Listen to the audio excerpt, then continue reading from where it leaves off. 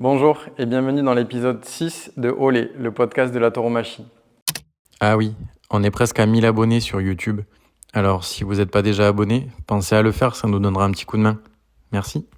Aujourd'hui, nous recevons un homme de campo, un homme discret, un taiseux. Il est aussi passionnant que timide, aussi gentil que passionné. C'est un des meilleurs ganaderos français de ces dernières années. Bonjour Pascal Maillon. Bonjour à vous. Merci d'avoir accepté notre invitation. Comme d'habitude, on va commencer par l'actualité de la ganaderia Pagès-Maillan avec, je crois, une belle temporade à venir. Oui, franchement, cette année, on a pas mal de taureaux qui vont sortir, donc c'est plaisant. Il faut dire que nous, chaque année, on a à peu près de 2 à 3 corridas par an, quoi. Ça dépend des années. Il y a plus de mâles que de femelles, des années plus de femelles que de mâles. C'est la nature, c'est comme ça. Et comme on aime bien mettre en corrida vraiment ce qu'on pense être le mieux possible, le mieux. Il y a beaucoup de taureaux qui sont écartés, qui vont au San Picador ou en Noviada ou en privé, mais on garde vraiment que ce qu'on pense être le top pour les corridas. Les meilleures familles, les meilleures lignées. Familles, ceux qui ont eu des frères ou des sœurs qui ont été très bonnes, quoi. Donc on les garde pour les corridas pour mettre toutes les chances de notre côté, et malgré ça, c'est pas toujours écrit. Donc cette saison, je crois qu'il y a trois corridas. Je ne sais pas si tu peux déjà les donner, je crois que si, ça a été annoncé. Toutes les corridas ont été annoncées. Donc le premier taureau qui va sortir, ce sera Vic-Fezensac pour la corrida concours le dimanche matin. Là, avec le club taurin de Vic, c'est une histoire d'amitié très, très sincère, quoi, parce que ça fait pas mal de temps que nous y allons. Et cette année, on va avec un taureau dont on a beaucoup d'espérance. Mmh. Qui est magnifique, je l'ai vu au campo pour l'avoir vu. Ouais, c'est vrai que c'est une peinture aussi, donc c'est important, quoi, de l'idée dans une concours avec des ganaderies à quelques-unes centenaires, quoi, d'être là, les petits derniers, en plus avec un taureau d'origine d'Omec à Vic. Donc, quand on a gagné le concours, on n'en revenait pas parce que c'était le seul d'Omec. Il y avait des ganaderies très importantes et malgré ça, après, ils n'avaient pas le choix parce qu'il avait vraiment été très bien. C'était pour leur plaire ou pour leur déplaire? Voilà, c'était quitte ou double, mais ça leur a plu. Et ensuite, la corrida suivante sera à Mimizan. Ils nous répètent cette année, on y était l'an dernier, ça s'est pas trop mal passé. L'année dernière, les matadors n'ont pas tué, donc ça finit un peu sans triomphe, c'est dommage, parce qu'il y a eu des très grandes faènes. Et donc ils ont décidé de nous répéter cette année, ce qui est sympa. D'accord. Ensuite, pour la 5e fois, on va lidier à Saint-Vincent de Tyros. Ça aussi, c'est quand même quelque chose de particulier, parce que nous avons sorti notre première corrida à Tyros, la première corrida avec cet encastre-là à Tyros, qui a été un triomphe pour les 3 matadors.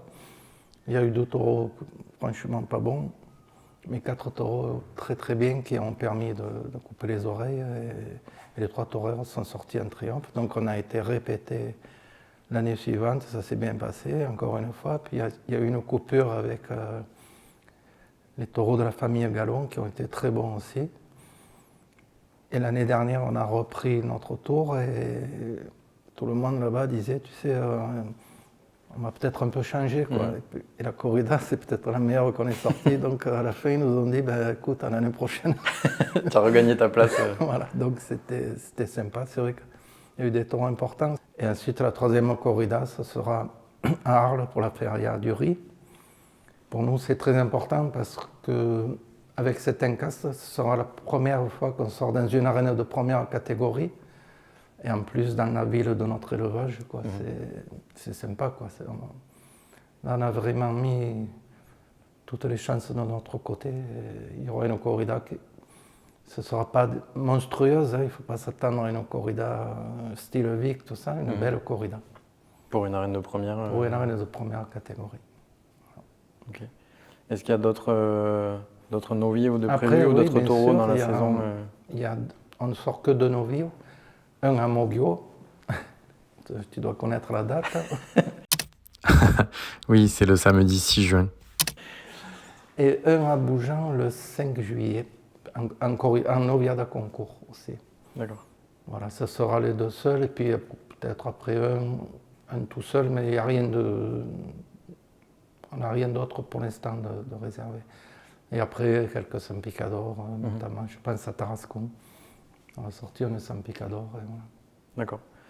Donc une belle saison. Ouais, Vous avez fêté vos 25 ans d'ancienneté l'année dernière. On les a fêtés sans les fêter, on y a pensé, puis le temps a passé.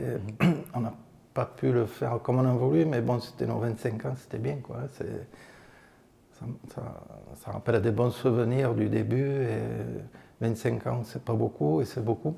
Écoute, c'est drôle. drôle. C'est tellement de choses. C'est exactement ce que j'ai marqué sur mon papier en disant 25 ans, c'est beaucoup de temps, mais à l'échelle d'un élevage de taureaux de combat, ça c'est très peu.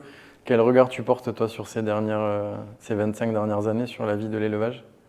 Si tu veux, ce qui est très bien, c'est la vitesse de croisière que ça a pris. Quand on a débuté avec des taureaux inconnus, et tout le monde au début s'est moqué un peu de nous. On est arrivé à faire quelque chose de très sympa. Et on a appris un peu le travail. C'était des camps. Le camp n'était pas du tout taurin. Il y avait très peu de marais et beaucoup de terres cultivées. Donc il fallait apprendre à se servir de tout, quoi, de créer aussi les installations pour l'embarquement, le tentadero, tout ça. Et au final, on a tout fait en démontable parce qu'on s'est dit si ça ne marche pas, on fera. Puis du premier coup, on a très bien réussi, ça marche très bien. Et la progression a été sympathique parce que, comme tout le monde, on a débuté en noviade. La première noviade à Saint-Picador que nous avons sortie, c'était Arles. Et on a eu le prix de la... Ça, c'est un miracle parce que je ne connaissais aucun des taureaux. Je n'avais pas de retour sur la famille. Mais elle a été très bonne, ça a été sympa. Et puis ça nous a un peu lancé, quoi. Après, on a fait des noviades. La première noviade à Lunel, avec au cartel Pérez Mota, Joselito Adame. Ça commence, un début d'histoire a commencé, et Marco Leal. Ça a été notre première noviade à piquer. Puis après la première corrida à Vergès, et ainsi de suite, jusqu'à ce qu'on décide de changer complètement de direction de l'élevage. On a éliminé tout ce qu'on avait auparavant pour acheter à Julio Garcia la moitié de sa ganaderie. D'origine Fuente. D'origine Fuente. Donc ça aussi, ça a été plus rapide parce que c'est plus facile de ce taureau et plus difficile parce que si on se trompe, c'est qu'on n'est pas bon. Ça met plus de pression du coup. Voilà, donc ça met de la pression. Mais je me souviens que le premier novice est sorti à Arles avec une noviade de 6 novices aux 6 élevages. Mais la première noviade est sortie à Nîmes pour la Cape d'Or. Et je me souviens avoir dit à Philippe, tu sais, on ne sait pas trop où on va, quoi. Moi, je n'ai pas de retour sur le... Et il m'a dit très justement, de temps en temps, il faut jouer au poker. Si on perd, on mettra plus de temps. Si on gagne, ça ira plus vite. Et comme c'était quelqu'un de très visionnaire et tout, il avait bien fait d'insister. Ça a été une bonne noviade avec un taureau de Vuelta, Rafi qui a gagné la Cape d'Or, c'était parfait. Un mot sur Philippe Pagès et la famille Pagès avec qui vous êtes associé dans ce beau projet. Ça a commencé, c'est vrai, avec Philippe, parce que je ne le connaissais pas, mais qui était éleveur de chevaux. On s'était rencontrés quand il a acheté une partie de ce que la ganaderie possède maintenant, c'est-à-dire les 100 premiers hectares qui appartenaient au docteur Domé, et auparavant Francis Fabre, qui était associé avec mon père, donc je connaissais parfaitement les lieux. Et un jour, avec mon père et lui-même, on est allé promener, visiter à cheval. Et c'est là qu'il m'a parlé, il m'a dit, j'ai quelqu'un qui cherche une propriété pour moi en Espagne, parce que j'adore les corridas, l'élevage, tout ça. Et comme moi, j'adorais ça aussi. j'ai jamais pu faire ça en concurrence avec la course avec les taureaux Camargue. Je lui dis, c'est dommage d'avoir des terres là à 60 km de chez vous et de ne pas mettre des vaches. Et puis après, et donc petit à petit, après on n'en a plus parlé. Un jour, je me souviens, j'ai eu un accident, je suis tombé du hangar en bougeant des ballots et il a fallu que je reste longtemps alité. Donc il est venu me voir, il m'a dit, ben, puisque tu as le temps, si tu veux, tu cherches des vaches et si tu es d'accord, on fait le même style d'association que la manade Fabre-Maillan, c'est-à-dire lui se plaisait à dire je serai le sponsor, c'était un peu le cas certes, puisqu'il apportait les terres et tout. Et il m'a dit toi tu feras le boulot, et voilà. Et puis c'est parti comme ça, on a une grande amitié, une grande complicité, c'était super. Et ensuite, bon, malheureusement, il est décédé, mais la famille, son épouse tient absolument aussi à continuer ça, ses enfants aussi, donc c'est parfait. Et on s'entend toujours très bien. En fait, c'est qu'une famille, quoi. En gros. Bon, ouais, tant mieux. Et pour revenir un petit peu sur tes débuts, tu disais que donc, ça a démarré il y a 25 ans. Avant que la Ganaderia Pagès-Maillan se crée, qu'est-ce que tu faisais comme boulot? Au début, mon rêve, c'était de devenir matador. À 9 ans, j'ai toré ma première vache. Mais bon, ma mère m'a fait jurer que je ne serais jamais matador. Et comme je suis un enfant bien éduqué, j'ai écouté ma mère. Et je le regrette parfois. Mais bon, mais à cette époque-là, c'était plus difficile que maintenant, quand même, pour torer des vaches. Enfin, je n'ai toré beaucoup d'ailleurs, mais c'était difficile. C'était pas le même contexte, il n'y avait pas d'école taurine. Puis il fallait avoir envie parce que les ganadères à l'époque n'étaient pas comme maintenant arrangeants, quoi. Les vaches, ils nous les envoyaient très fortes en pointe et tout, il fallait avoir envie. Mais c'était bien, on n'a pas souffert de ça. Mais bon, après, à partir de là, bon, voyant que je m'amusais toujours en tant qu'aficionado pratique, quoi. Et après, bon, quand on a eu l'âge de travailler un peu plus dans les taureaux, c'est mon père qui nous a récupéré, enfin, qui nous a donné le goût du taureau camarguais, que je n'avais pas du tout auparavant. D'accord. Donc de suite, ça a été l'espagnol avant le Camargue très tôt. Ça a toujours été l'espagnol quand même en priorité, mais j'ai beaucoup aimé les taureaux Camargue aussi parce que c'est à peu près, c'est similaire. Il y a tellement de différences et en même temps tellement de similitudes sur le comportement des taureaux et la sélection. Et à 15 ans, 16 ans, on est allé à la manade et puis petit à petit, on y a travaillé. Et puis on a pris, quand mon père a voulu arrêter, on a continué avec mon frère Jacques. On est rentrés tous les deux ensemble, quoi. Et on a fait prospérer la manade. Il y a eu des moments, mon père a eu ces moments glorieux d'entrée avec Rami et tout ça, qui étaient des grands taureaux. Nous, on a mis un peu de temps parce qu'il y a toujours, dans les manades, comme souvent dans les ganaderies, il y a des hauts et des bas. On est arrivé un peu, quand on a pris la manade, c'était un peu en bas. Et par chance, on est arrivé à la remonter à un très bon niveau et à la maintenir, quoi. Et maintenant, moi, personnellement, j'ai complètement arrêté les taureaux camarguais. J'ai vendu ma part de taureaux à mon neveu, Raoul, qui continue, et ça se passe très bien. Après, on en parle toujours ensemble. C'est des choses qu'on ne peut pas oublier non plus. Bien sûr. C'était une de mes questions, justement, de savoir si tu prenais part encore aujourd'hui à la sélection, au travail quotidien de la manade. Je ne prends pas part au travail, je vais voir peu de courses, je vais voir des taureaux. Quand Raoul me dit, viens voir ce taureau, tu vas voir, je vais le voir parce que ça me plaît quand même. Mais j'ai perdu cette afition, cette ambiance, quoi. C'est plus pareil quand tu es plus dans le... C'est différent. Et oui, j'ai encore dans la tête beaucoup de choses sur ce qu'on a fait nous, en sélection. Et s'il a des questions, c'est avec plaisir que j'essaie de l'aider. Puis il a sa vision de jeune. Ça a été comme ça, hein. Mon père avait sa vision d'ancien. Des petits taureaux très vaillants. Nous, on voulait faire des taureaux plus costauds, plus spectaculaires, ce qui était plus à la mode. Je Je me souviens, le dicton, c'était les maillants vaillants. Et c'est devenu assez rapidement un spectaculaire parce qu'on a fait des choses que mon père n'avait jamais fait. Et est-ce que tu parlais tout à l'heure, tu parlais de similitude entre le Camargue et le taureau espagnol. Qu'est-ce que ça t'a apporté dans ton expérience dans les Camargues, aujourd'hui dans ton métier de ganadero Et si tu veux, c'est un peu là, on recherche quelque chose, quoi. Hein.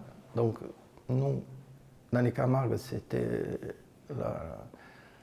la noblesse et la bravoure quand ils font des coups de barrière. Il faut que ce soit un taureau brave pour qu'il remate contre les planches et tout ça, qu'il fasse des coups de barrière. Et brave, la bravoure ou la noblesse parce qu'ils prennent des rasés, quoi. C'est pas des taureaux qui se tiennent dans un coin, qui attendent et tout ça. Et dans le taureau espagnol, c'est ce qu'on recherche aussi. C'est le plus difficile, avoir que de la noblesse. Je ne vais pas dire que c'est facile, mais c'est pas très difficile. Et avoir que de la bravoure, c'est pareil. Mais avoir les deux, c'est très compliqué. Et on n'y arrive pas toujours, hein. Je veux dire, un temps ça marche, des fois ça ne marche pas, mais c'est le Graal, quoi. L'équilibre parfait entre... Donc c'était à peu près le même principe sur des bases différentes, parce que tu ne recherches pas forcément exactement la même chose, mais il faut que le taureau soit brave pour aller au cheval, et retourner, et soit noble pour prendre les moletas, quoi. Et spectaculaire en même temps qui bouge, quoi. Est-ce que tu as été, jusqu'où tu es allé en fait, jusqu'à Noviero ou c'était que... Non, j'ai beaucoup tienté chez plusieurs éleveurs. Bon, le plus c'était Hubert Yonnet, parce que par la force des choses. Et là j'ai beaucoup appris parce que je te promets que c'était pas évident, mais je les comprenais très bien. Et contrairement à beaucoup, sans me battre avec, mais avec beaucoup de douceur, je m'entendais très bien avec ce bétail. Et puis j'avais beaucoup tienté chez la famille Fano, qui sont des petits cousins, très éloignés, mais le père de Christophe adorait ma manière de torer, donc j'y allais. Chez François André, chez Riboulet, j'étais un des rares qui l'invitait, Jean Riboulet, parce qu'il était, lui il est allé jusqu'à Noviero, mais il aimait bien aussi ma manière de torer, donc je ne torais pas pour moi, quoi. C'est pas mon truc. J'aimais tellement les bêtes que j'essayais de leur sauver la vie, quoi. Tu avais déjà l'œil des leveurs, même en étant torero. Voilà.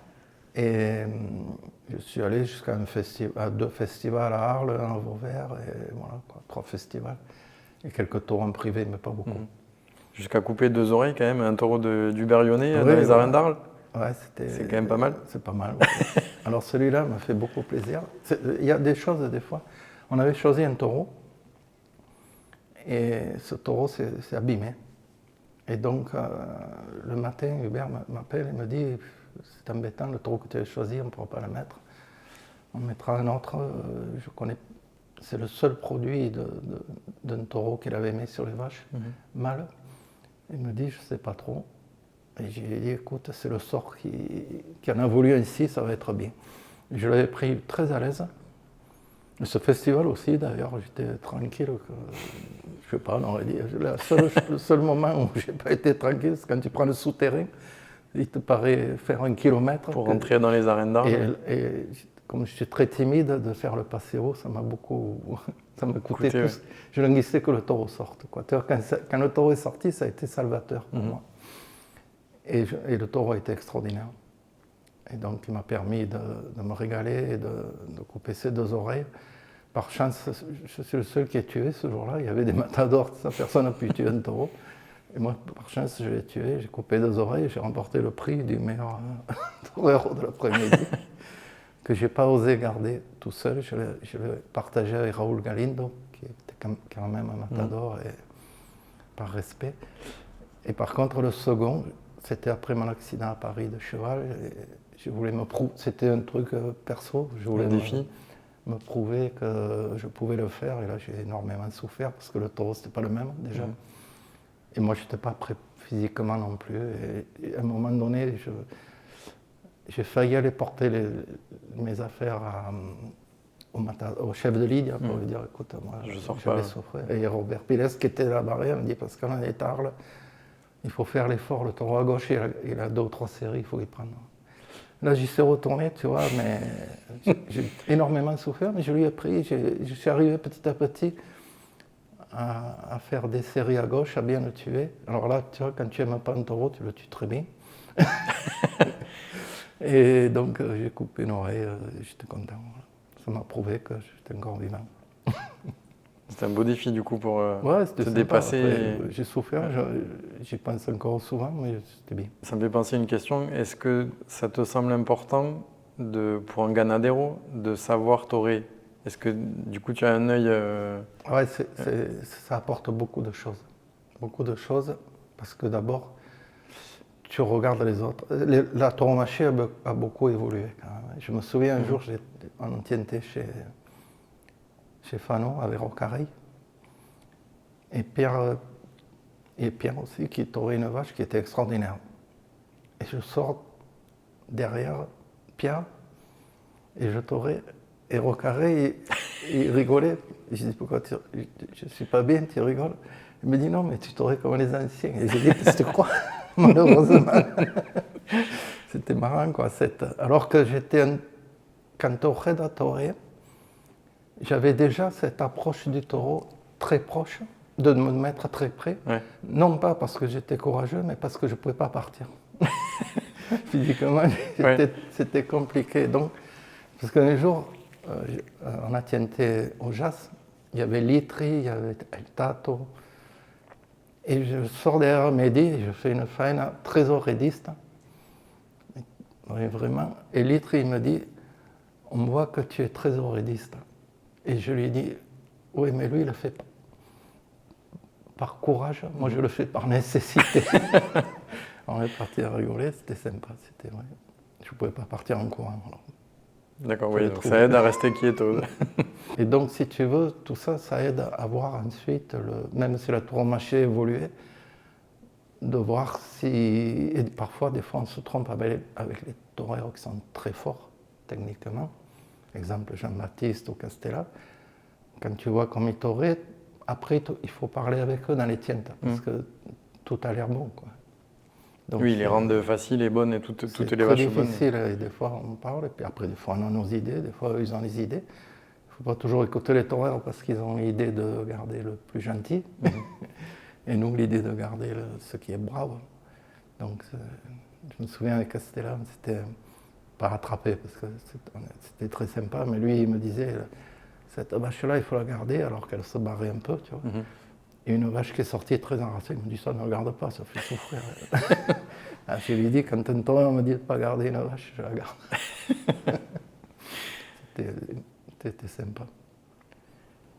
Et j'allais te demander l'anecdote sur Rocareil, c'est l'époque de Noviero? Il était Noviero, ouais. En fait, il s'est passé une chose, je ne me souviens plus pourquoi. Il n'y avait plus de taureaux, plus de vaches en Espagne à Tiente, mais la saison était très avancée. La langue bleue, non, peut-être? Peut-être, oui. Il y a quelque chose qui avait fait que José Antonio Campuzano a appelé Philippe, parce qu'ils étaient en relation là, justement pour acheter une finca, tout ça. Et il lui demande si on avait des vaches, des taureaux. Et je dis à Philippe, des taureaux, il y en a un camion.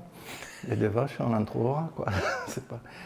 Et du coup, ils étaient venus au Jas, on était convenus, on avait offert un taureau. Et José Antonio devait en acheter un pour Andrés. Il avait tienté 4 ou 5 vaches. Et puis après, je lui ai dit, si tu veux, je trouve des autres tientes chez les amis. Ça s'était passé comme ça, et amicalement. C'est comme ça qu'il est venu d'ailleurs après à Tarascon. En fait, il avait déjà tué une noviade, il me semble, à nous, à Béziers. Il avait coupé 3 oreilles. Et quand il était là, qu'on choisissait les taureaux, il avait vu la noviade que nous avions préparée pour Tarascon. Et José Antonio me dit, elle est jolie la noviade, si tu veux, on peut la taurer. J'ai dit, écoute, le cartel est rématé, mais s'il y a un désistement ou un accident, tout ça, tu seras le premier. En plus, j'étais content, parce qu'il n'était jamais venu dans le sud-est. Et malheureusement, il y en a un qui s'est fait mal. Malheureusement, je ne peux pas dire heureusement, parce que... Et je l'ai appelé et ils sont venus et ça a été énorme parce qu'ils devaient tuer 2 novices. Par la force des choses, il en a tué 3 parce que le petit français s'est fait attraper à Porta Gaiola. Donc il a tué 3 taureaux, il a coupé 6 oreilles. Et je me souviens qu'il pleurait parce que c'était la première fois qu'il coupait ses oreilles de sa vie. Et ça avait été énorme, quoi. Après, on a gardé un peu de sympathie, tout ça, c'était bien. Je me rappelle, j'y étais ce jour-là et je l'ai découvert, je pense, comme beaucoup de monde. Et il était déjà pas matador de taureau, mais il avait un bagage technique, il avait une aura. Ce que je me souviens plus, je sais qu'après il allait à Nîmes. Je ne sais pas si c'était de Novière ou si c'était l'alternative. Je crois que c'est l'alternative de Novière, ou je suis pas sûr qu'il ait. Ouais, je me souviens pas que, de toute façon, c'est la première fois qu'il a touré dans le sud-est, enfin à part à Béziers, c'était à Tarascon. Mais bon, il avait impacté tout le monde et très très fortement. Il y avait Galdos, troisième. Et je ne me rappelle pas malheureusement du. Je crois que c'était Lilian Ferrani. Lilian Ferrani, voilà, le pauvre, qui s'était fait couper par un taureau de Vuelta, quoi. C'est pas de la faute du taureau, c'est que Tarascon pour faire une porte à gaillole, c'est compliqué. Et le pauvre, voilà. Et c'est pour ça qu'il est venu là, quoi, en France, parce qu'en Espagne, il n'y avait plus de taureaux. Si ça pouvait arriver maintenant encore, ça serait bien. On espère que ça permette à des. J'en veux pas aux Espagnols, je pense. À des stars comme ça qui viennent tienter et torer en Espagne, même si je trouve que il y a une nouvelle mode où il y a beaucoup de toreros espagnols qui viennent plus souvent torer en France. J'ai dans l'idée Emilio de Justo, Daniel Luque, Paco Lama de Góngora, Borja Jiménez. Il y a des toreros comme ça qui sont des stars aujourd'hui et qui viennent, au lieu d'aller torer à Séville, ils viennent torer chez nous. Et je trouve que c'est une belle reconnaissance pour les, bien sûr, pour les éleveurs. Ça commence à les turlupiner, quoi. Il y a des choses qui sont bien. Ils s'en rendent compte. Je ne veux pas dire qu'en Espagne ça se passe mal, mais il faut tellement de taureaux pour ces gens qu'il faut les avoir, quoi. Et petit à petit, ils se disent pourquoi pas. Après, on est à peu près de l'Espagne, c'est que les Pyrénées qui nous séparent. Si on était au Mexique, ils taureraient nos taureaux tranquillement, quoi. Oui, c'est sûr. Et ils taureraient parfois des taureaux moins intéressants que les nôtres au Mexique. Et ils font l'effort parce qu'ils n'ont pas le choix. Et puis, c'est sûr. Moi, je me souviens aussi d'une anecdote à Arles. C'était encore Pierre Pouly qui avait les arènes. Et les taureaux, il y avait 7 taureaux, il y en a 3 qui se sont tués dans les corrales, il n'y avait plus de taureaux. Et Pierre Pouly avait appelé Hubert Yonnet en lui disant « Est-ce que toi tu aurais un taureau ?» tout ça. Lui il dit « Moi j'en ai un de 4 ans. » Et il dit « Je crois que Gide en a un qui est sur les vaches de Carlos Núñez. » Ils sont allés vite chercher ces taureaux. Et c'est Spartak, le Carlos Núñez, c'est Nimeño qui l'avait tauré. Et Spartak avait tauré le Yonnet. Tout le monde disait ça va être terrible, tout ça. Puis il a coupé l'oreille tranquillement. Et ma foi, il a dit c'est pas pire que certains. Et c'était les Yonnais, quoi. Mais bon, donc il y a eu une progression quand même dans l'élevage français évidente. Hein. Enfin, pas évidente, difficile, mais sûre, quoi. Tout le monde a fait un travail énorme. Donc en ce moment, je pense qu'on sort des taureaux intéressants qui un jour pourraient satisfaire certaines vedettes. Après, il ne faut pas tomber dans le créneau, dire je veux faire des taureaux pour les vedettes. Parce que il faut qu'eux veuillent bien accepter de torer nos taureaux comme ils sont, mais pas tomber dans le jeu de... Parce qu'on voit beaucoup d'élevages un peu touristes, qui ont perdu un peu leur identité. Qui adoucissent un peu, ou qui cherchent plus la noblesse. C'est très difficile, hein. Je ne veux pas citer de nom, mais on voit des taureaux qui sont ni pour l'un ni pour l'autre après, c'est compliqué. En fait, je pense que le plus difficile pour un éleveur, c'est d'arriver à trouver une identité, une manière, morphologiquement déjà, et dans le comportement, d'avoir une identité. Et une fois qu'on l'a, c'est vrai que de sortir de cette ligne de sélection, c'est très compliqué, on se perd peut-être plus facilement. C'est dommage parce que tu mets une vie pour arriver, tu vois, il y a des taureaux. Je te parlais de Juan Pedro, tu vas chez Juan Pedro, tous les taureaux sont les mêmes. C'est fabuleux. Il te faut une vie pour faire ça. Et encore. Ou plusieurs même. Plusieurs même, oui, tu as raison. Et c'est extraordinaire. Tu vas chez la Quinta, les taureaux de la Quinta, c'est des taureaux de la Quinta. Tu vas chez Victorino, c'est des Victorino. Et ainsi de suite. Et ce qui serait dommage, c'est que ça change comme ça, parce que tu perds cette identité. Et pour y revenir, je pense que c'est très long. Donc il faut... Et après aussi, une chose maintenant, c'est que les figurants de maintenant sont vraiment axés sur un type de taureau, alors qu'à l'époque, plus ancienne, comme Ordonez, Litri, tout ça, Camino, tout ça, ils tauraient un peu de tout. Quoi. Des Oui, il y a une Santa Coloma, variété. des Domecq, des Núñez, ils tauraient un peu plus de toutes sortes de taureaux et ça marchait bien. Ils avaient peut-être... Il y avait peut-être moins le choix. Ouais. On demandait moins aussi. C'est vrai, l'autre jour, je disais à quelqu'un qui me disait les taureaux de Cap, ils servent moins qu'avant. J'ai dit non, avant, ils ne servaient pas du tout. Quoi. Je veux dire, je me souviens quand j'étais minot, les maestros, ils ne sortaient pas à la Cap, c'était les bandes arrière qui le paraient. Et après la pique, éventuellement, ils faisaient un kit. Et après, ils le tauraient. Mais il n'y avait pas de taureau de Cap. Il n'y avait pas de taureau de Cap avant la pique. On ne se rappelle plus, quoi. Ça passe. Oui, c'est l'évolution naturelle de la tauromachie, en fait, qui est... Tout à fait, ça évolue tellement différemment. Enfin, ça évolue heureusement. On demande autre chose aux taureaux. Aussi, les taureaux sont très bons, parce que ce que les taureaux leur demandent, c'est excessif, quoi. Ça va un peu à l'encontre de la nature du taureau. C'est un peu comme la course camarguaise. Tout est un peu à l'encontre du taureau, et les taureaux, malgré ce, se prêtent à ce jeu, quoi. C'est fabuleux. Un taureau qui dure 20 minutes à prendre des moulettas très proches, tout ça, et continuer à avancer, c'est un miracle. Tu trouves que les taureaux d'aujourd'hui sont plus braves qu'avant? Ils ont plus de fond ou Je pense qu'ils durent plus longtemps dans le système qu'on leur demande, quoi. Avant, c'était des taureaux plus larges, si tu veux. On les prenait devant, les envoyait derrière. Et les taureaux avaient plus le temps de se ressaisir, couraient un peu plus. Maintenant, on leur demande... Il y a beaucoup de taureaux qui s'en rapprochent des taureaux. C'est dur pour un taureau d'accepter cette domination et de servir à ça. Et pourtant, il y a des élevages qui arrivent à s'adapter à cette tauromachie actuelle. Tout à fait. Quand tu regardes l'évolution, on va parler d'Ojeda par exemple, qui a été pour moi le dernier torero d'époque, qui a inventé une tauromachie. Là où est allé TNT, à part Cheikh Hamdi, les ganaderies n'existent plus. Antonio Pérez et Pulveda, Manolo González, il tientait toutes les vaches, à un moment donné, ça a été fini. Parce qu'il était tellement fort, il demandait tellement, que même un ganadère, ça te perturbe. Tu les vois toutes bonnes, tu te dis c'est ce qu'il faut. Et donc tu perds ton identité. Le plus dur, c'est ça. C'est vrai qu'il faut se mettre au service des matadors, mais sans exagération. J'ai une anecdote sur ça, ça me fait penser à ce que tu dis. Un jour, j'ai eu la chance de voir Tiente El Khouli.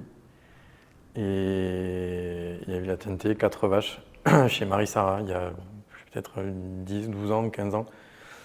Et pareil, je les ai toutes vues bonnes. Et à la fin du Tentadero, Kurokaro m'appelle. Il me dit alors le Tentadero. Moi j'ai vu les 4 bonnes. Il me dit mais ça c'est pas possible, ça arrive jamais. Et je dis ben là je te promets que vraiment il les a rendues toutes bonnes, quoi. Et c'est vrai que c'est ces maestros tellement forts que tu as du mal à voir ce qu'ils donnent eux et ce qu'est réellement intrinsèquement l'animal. C'est pour ça que lorsque tu as tauré, tu vois des choses que si tu n'as pas tauré, tu n'en vois pas. Mais même avec ça, parfois il faut parler avec eux. Oui, ça apporte forcément de la... Bien sûr, s'ils te disent la vérité, quoi. En général, ils te la disent. Quand ils sont bons, ils sont contents. Quand c'est dur, ils râlent. Ce qui est normal. Oui, forcément. Je rebondis sur ce que tu disais tout à l'heure. Tu parlais de Tarascon, où c'est à l'époque où tu organisais les noviades à Tarascon. Donc tu as eu plusieurs casquettes. Donc Manadier, Ganadero, Impresa aussi, où tu as travaillé, donc Tarascon, Lunel. Je sais que tu as travaillé longtemps avec Hubert Yonnet pour les arènes d'Arles. Et Beaucaire. Et Beaucaire aussi. Et Tyros avec Robert Pérez aussi. Et après, dans la foulée, on avait pris Beaucaire, j'ai fait 3 ans Beaucaire. Donc on a fait un plein historique. Les arènes n'avaient jamais été aussi pleines avec une corrida française à 100%, c'est-à-dire 3 matadors français. Mecca, Denis Lauré et du Sud-Ouest. Richard Mignon? Non. Julien Lescarré. Et une corrida d'Hubert. Et ça avait été... On a refusé du monde. C'était à Beaucaire, même quand il est venu au raid, ça ne s'est pas arrivé. Donc ça a été énorme, on était contents. Et on les a gérés 3 ans. On faisait une noviada, une forcados et une corrida. Et après, Tarascon dans la foulée, quoi. C'était bien parce que Tarascon, bon, c'était une petite arène qui est sympa. Ça m'a permis dans les 2 ou 3 arènes de faire travailler tous les Canadiens français. À Lunel, je crois qu'on a acheté 2 fois. Enfin, j'ai acheté parce qu'à la fin, j'étais seul. 2 noviades espagnoles, une à César Chico, parce que pour le remercier de nous avoir vendu des bêtes, et puis c'était sympa. Et une de Val-des-Frênes, tout le reste a toujours été des noviades françaises, et à Tarascon, toujours des noviades françaises avec des novières. Avant, on n'imposait pas que des Français. Et puis après, on a mis que des Français, parce qu'il y en avait plus, quoi. Oui. Puis ça me permettait... Ça, les jeunes novières, on n'a jamais trop su, de faire des échanges pour eux, quoi. C'est pour ça que l'autre jour, j'avais raconté un truc, si Thibault l'entend, il m'a râlé, mais bon, c'est sympa. C'est pas méchant. J'ai enlevé beaucoup d'illusions à Thibault parce que je lui ai dit... Thibault Garcia? Oui, Thibault Garcia. Je lui ai dit, tu sais, c'est moi qui avais organisé ta présentation à Madrid, à l'époque où Simon Casas était apodéré d'Andy Younes. Il m'avait dit, mets-moi-le. J'ai dit, si tu veux, on fait un mano à mano avec Thibault, comme Thibault était de Tarascon à l'origine, mais par contre, rends-moi service, mets-le à Madrid. C'est pour ça qu'il est allé à Madrid. Et l'autre fois, je lui ai raconté ça, il m'a dit, tu m'enlèves toutes mes illusions, je croyais qu'il m'a aimé parce que j'étais beau. Aussi. Sinon... Ça nous a fait sourire. C'est pas méchant, hein, parce que Thibault est un très bon taureur. Oui. D'ailleurs, c'est son costume qui est derrière nous. Et j'en profite pour remercier le musée Fragonard de nous recevoir pour cet épisode, pour l'exposition du costume de lumière. Ouais, c'est un endroit très sympa. Oui. Tout à l'heure, tu parlais de Denis Lauré, de toute cette période de torero. Il paraît qu'il y a une anecdote assez sympa quand tu es parti en Amérique du Sud avec Victor Mendes. J'ai eu un petit indique. Ouais, c'est un peu... Je sais pas si on peut le dire. Non, c'était on sympa. est entre nous, il n'y a personne nous écoute. Non, c'était sympa parce que bon,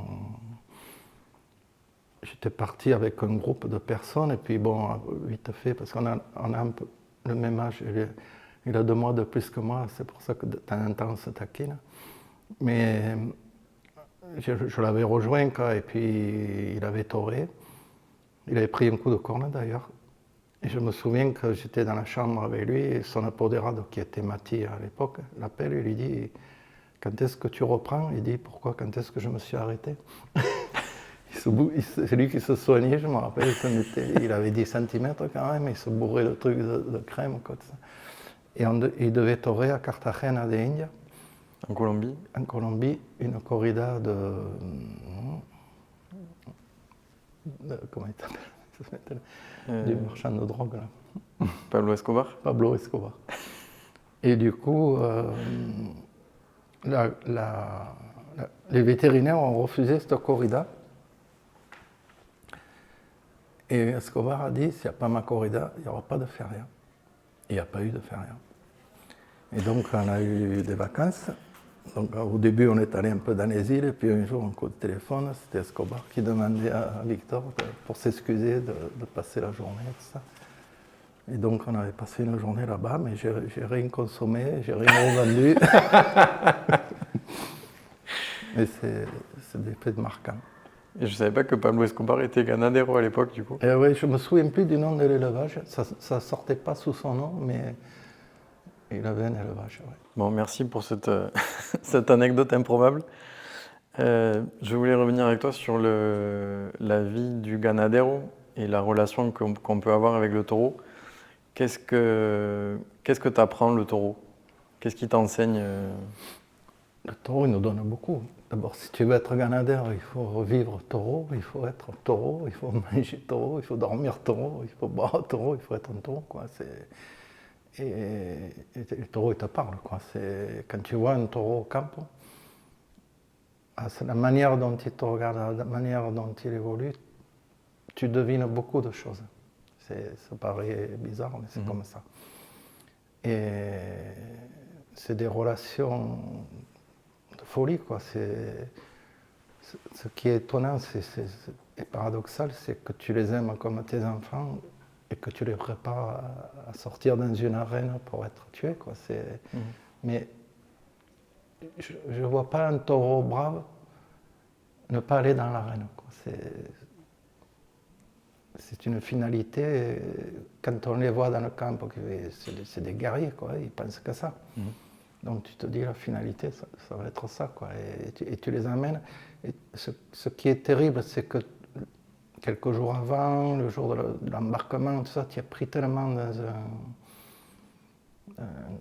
quelque chose où tu es tellement stressé, tellement inquiet, qu'il se fasse mal, que si, alors qu'on dit toujours qu'on abîme les taureaux. Non. Tout le monde prend des précautions inimaginables pour que le taureau arrive le mieux possible, en pleine forme dans les arènes. Et tu ne te rends pas compte. Et après les lidiers, c'est toujours tu es euphorique, quoi. C'est un truc, tu es pris dans ce système. Et le lendemain, quand tu reviens à la ganaderie et qu'ils ne sont plus là, ça fait quelque chose. Ouais, c'est bouleversant. Il te manque en fait, tu as vécu 3, 4 ans, 5 ans. On regarde toujours, tu connais le camp, pour l'entrée, il y a toujours des corridas. Puis d'un coup, tu les as plus, tu vois. Nous, on les compte toujours en rentrant en voiture. Et quand tu les as plus, on parlait du taureau de vie qui a une grosse personnalité. Et ce matin, j'ai dit à Pierre, vu que ça s'approche, tu vois, alors ça nous fait plaisir. Et en même temps, un peu de regret parce qu'on l'aura plus. Quoi, tu vois, c'est dur à expliquer ça. Mais c'est quelque chose de beau, quoi. On a tellement on passe 4 ans avec eux, quoi. Et les Camargues, c'était pire. Quand tu passes avec Rami qui est venu à 25 ans, tu passes 25 ans de ta vie avec un taureau. Quand il disparaît, ça fait quelque chose, quoi. Mais bon, après, c'est pareil. Après, c'est vrai que les animaux de boucherie, c'est différent parce que tu t'y attaches moins, ça a moins de personnalité, tout ça, c'est fait pour ça, quoi. Mais le taureau combat, tu sais qu'il aura un quart d'heure pour exprimer son truc personnel, quoi. Et je trouve que c'est ça qui fait la différence avec tous les autres bovins, c'est qu'on voit ce qu'ils ont dans le ventre, en fait, et ils arrivent à exprimer leur nature profonde, ce qu'aucun autre bovin n'a la chance de faire, et c'est ce que souvent le discours qu'on tient pour les personnes qui sont contre la tauromachie, c'est le mettre beaucoup plus en valeur dans son être et dans sa personnalité que de le faire combattre plutôt que de l'amener à l'abattoir.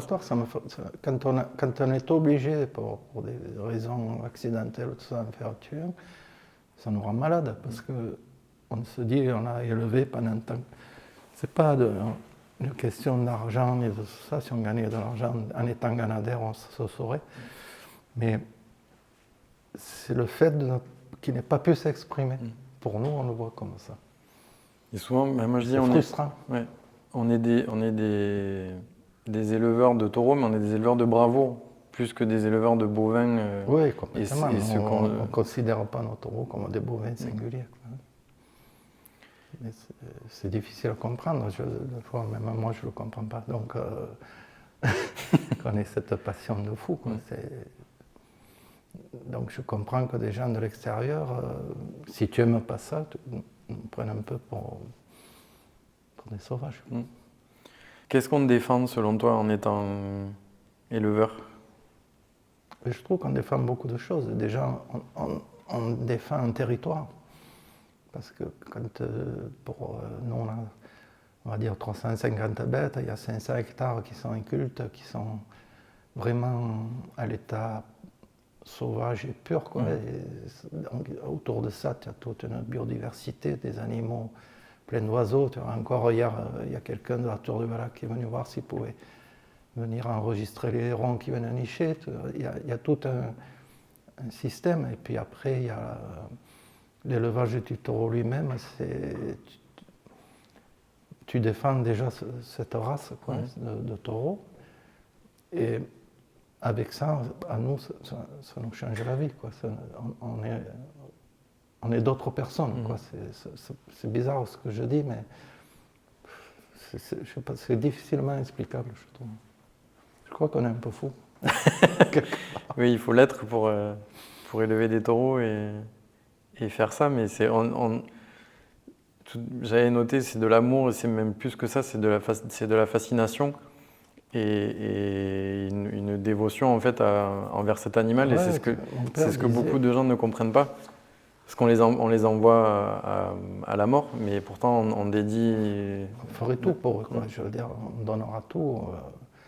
Nous, le temps qu'on passe dans les taureaux pour s'en occuper, c'est incroyable. Si on comptait nos heures de travail, c'est la folie. C'est une ruine. Heureusement. Quand on aime, on ne compte pas.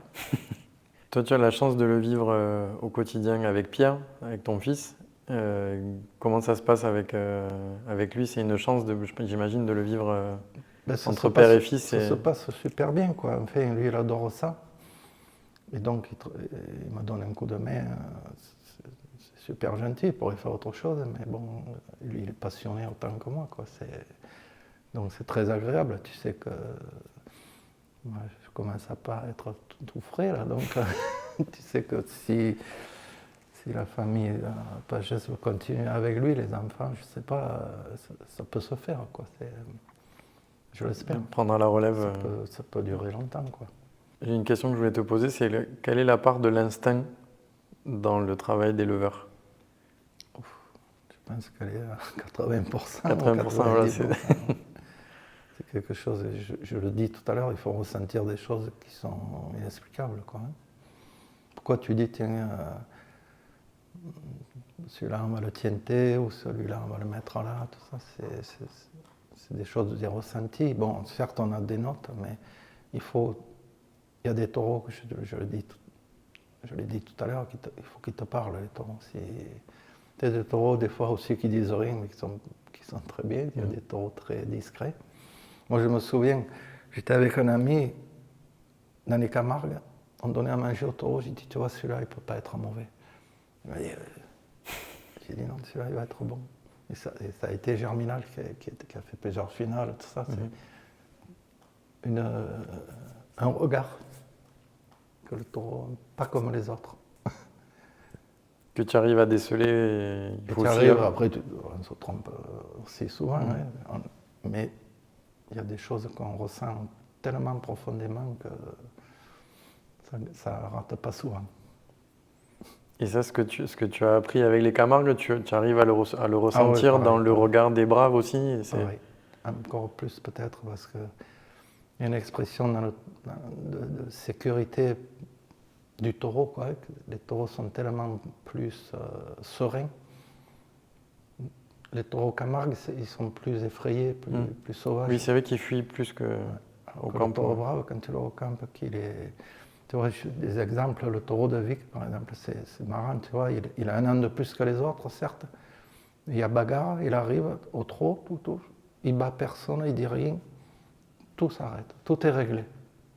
Je me fais du souci d'ailleurs quand on va l'enlever, parce qu'il y en a un qui va vouloir prendre la place. Mais c'est beau à voir, quoi. Tu te dis, ce taureau, il ne peut pas être mauvais, il a trop de pouvoir sur les autres pour qu'il soit mauvais. C'est lui le patron, il gère. C'est le patron, il arrive. S'ils démarrent, ils vont manger. S'ils ne démarrent pas, ils attendent. Quand ils se battent, il arrive, il fait la loi. Mais sans se battre, lui, il n'a jamais battu un taureau.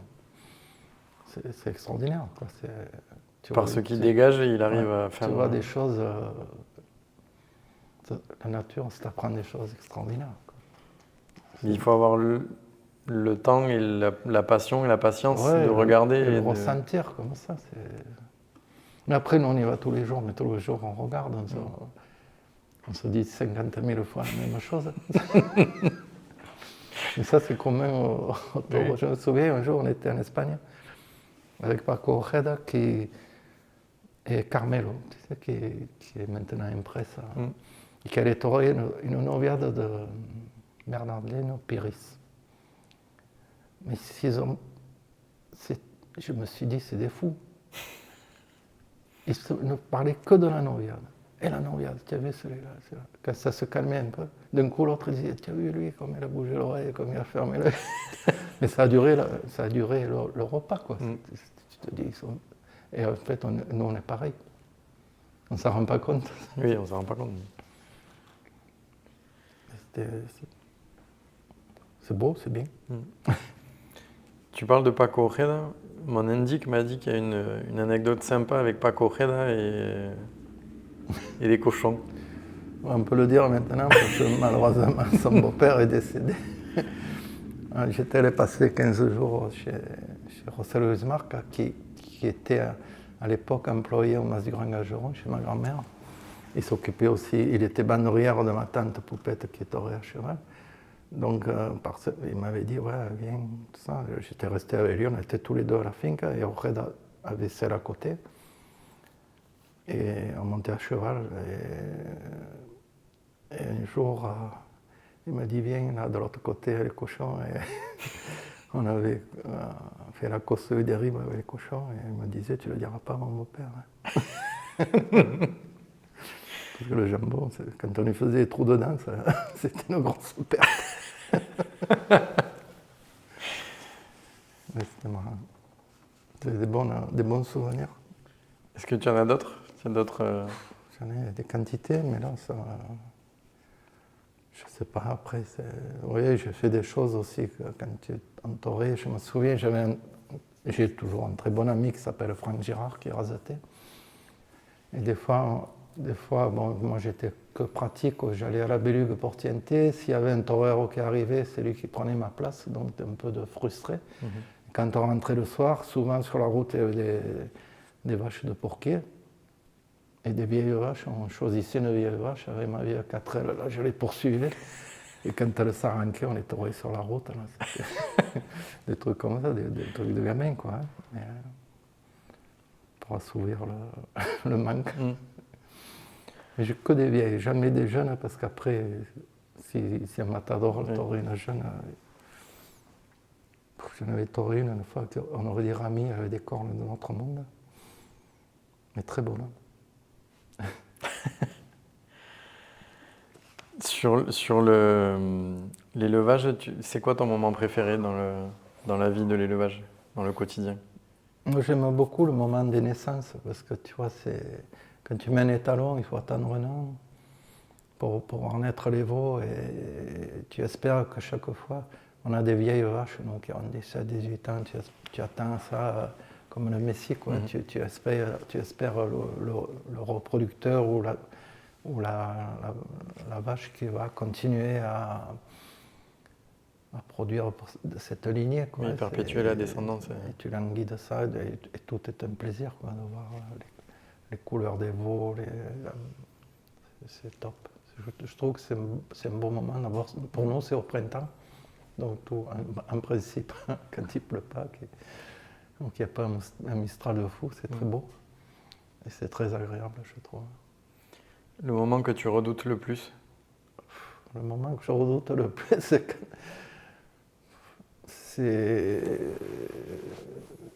il y a plusieurs moments. Un moment quand les gens viennent voir les taureaux, parce que toi tu as une idée et ceux qui veulent les acheter une autre, souvent il faut arriver à se concilier les deux. Et après le moment, tant que le premier taureau n'est pas sorti, quoi, c'est une angoisse. Tu le fais pas voir, mais c'est angoissant, quoi. Après, une fois que ça a commencé, ben, Inch'Allah, il se passera ce qui se passera. Oui. Mais et l'embarquement aussi. C'est compliqué, le débarquement, embarquement. La manipulation des taureaux est angoissante quand même. Tu as toujours peur qu'il y en ait qui se fasse mal, qui s'abîme, que tout ça, c'est dur. Et le moment qui te procure le plus de joie? Ouais, déjà, quand une vache est très bonne en tiente, c'est gratifiant, quoi. C'est ce que tu recherches. Quand tu espères dans des... Non, personnellement, je ne regarde jamais trop les familles avant de tienter pour ne pas avoir d'idées préconçues. Je le regarde après, mais quand tu sors une très bonne vache, c'est super. Et après, quand tu sors une bonne corrida, quoi. Je vois l'année dernière, quand les gens ne partent pas, qui font que te parler de la corrida, c'est bon signe, quoi. Ça fait plaisir. Ça fait plaisir pour nous et pour eux. Tu parles du taureau gracié à Château-Renard ou Je non, la parle corrida dans le sud-ouest? Ouais, dans le sud-ouest. Après ça a été un grand moment pour nous aussi, parce que personne n'avait coupé 2 oreilles à la queue d'un taureau, et on ne nous avait jamais indulté de taureau. Bien que personnellement, j'ai vu des taureaux peut-être supérieurs à lui. Qui auraient mérité, mais bon, ça a été différent. Mais ça a été un très bon taureau, quoi, qui a apporté la mobilité qu'a eu ce taureau jusqu'au bout, c'est extraordinaire, quoi. Je veux dire, ça aurait été dommage de le tuer. C'est dommage de le tuer. Il ne faut pas tuer des taureaux comme ça. Après, on peut nous dire la précunapi qu'elle a fait, qu'est-ce que ça veut dire la précunapi qu'elle a pris avec beaucoup de classe. Il est resté dans le cheval. J'ai revu la vidéo encore il n'y a pas longtemps. Il reste dans le cheval, la tête en bas, il pousse. Pourquoi tu veux le repiquer? Je veux dire, pour lui faire un trou, quoi. C'est dommage. Et après, à la moulette, c'était un démon. Et ça, c'est gratifiant aussi. On ne s'en rend pas compte sur le coup, parce qu'on est pris dans ce truc d'euphorie, là. Mais après, tu te dis quand même, c'est beau d'arriver à sortir un taureau comme ça, quoi. En plus, je crois qu'il a une belle histoire, ce taureau. Oh, une histoire terrible. Ce taureau, quand il était jeune, après le marquage, on met toujours les anneaux blancs ensemble. Et lui, un matin, j'étais seul, je vais le voir, et il avait la patte cassée. La patte arrière droite cassée, je crois. Et j'ai dit à Pierre, demain ou après-demain, si on peut, on ira l'attraper, et puis bon, on verra ce qu'on peut faire. Et puis, le jour où on y est allé, il n'était plus introuvable. Et pendant 1 an, ce taureau, on ne l'a plus vu, on n'y a même plus pensé. Et l'année suivante, à la même époque, je vais voir les anneaux, et puis je vois un plus gros. Et je dis, qu'est-ce que c'est celui-là? C'est drôle, je ne me rappelais pas qu'on avait un anneau aussi gros. Et en fait, c'était lui qui était revenu d'où il sortait. Il était comme un œuf, quoi. Il avait la patte bien soudée. Et donc, on n'a pas validé 4 ans. Il devait aller à Istres, en fait, et puis il s'était fait battre, on n'a pas pu le mettre. Et on a gardé jusqu'à 5 ans pour être sûr. On n'a pas voulu le mettre à Tyros parce qu'en ayant eu la patte cassée, on ne savait pas si le transport qui était long, peut-être, je ne voulais pas que ça l'affaiblisse et que tromper les gens, quoi. Donc, Château-Renard, c'était bien, c'était à côté. Et voilà, c'est sûr que c'est une belle histoire, quoi. C'est souvent comme ça, tous ces taureaux ont toujours souvent des histoires. Ça ne peut pas être simple. Qu'est-ce qu'on peut te souhaiter pour cette temporada et pour l'avenir? Mon soutien, moi, c'est pas grand-chose. Mais si on se régale tous, c'est le but, quoi, que ça sorte bien, que tout le monde soit content, toute la famille, et les gens, quoi. C'est ça ce qui est beau, c'est quand tu vois une arène qui réagit, quoi, qui vibre. Et qui, à la fin, vient discuter avec toi, et voilà, ne nous jette pas des cailloux. Non, normalement, ça se passe quand même plutôt bien. Voilà, c'est bien. C'est ça qu'il faut, c'est arriver à assouvir sa passion et la partager avec tout le monde, quoi. Non. J'espère que cette année, ça sera comme ça. C'est toujours, tant qu'on n'a pas vu les premiers, c'est compliqué.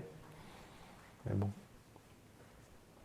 En tout cas, c'est tout ce qu'on peut te souhaiter, qu'il y ait encore beaucoup de bons taureaux, que les publics vibrent avec les taureaux de Pagès-Maillan et que vous vous régaliez avec Pierre, la famille Pagès aussi, et que vous ayez de bons résultats. Que, dans la famille Pagès, c'est compliqué pour eux parce qu'ils ont tellement d'activités que des fois, ils ne peuvent pas toujours être là.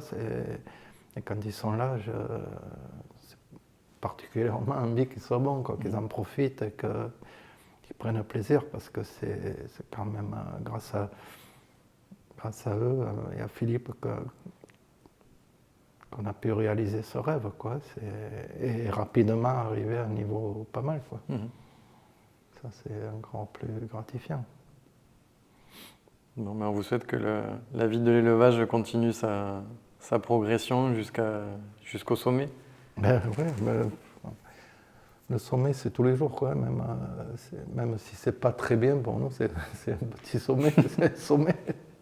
Après, c'est sûr que si tu sors une grande corrida à Madrid, c'est l'Everest, mais je pense qu'on n'est pas prêt. C'est compliqué d'aller dans des arènes comme ça.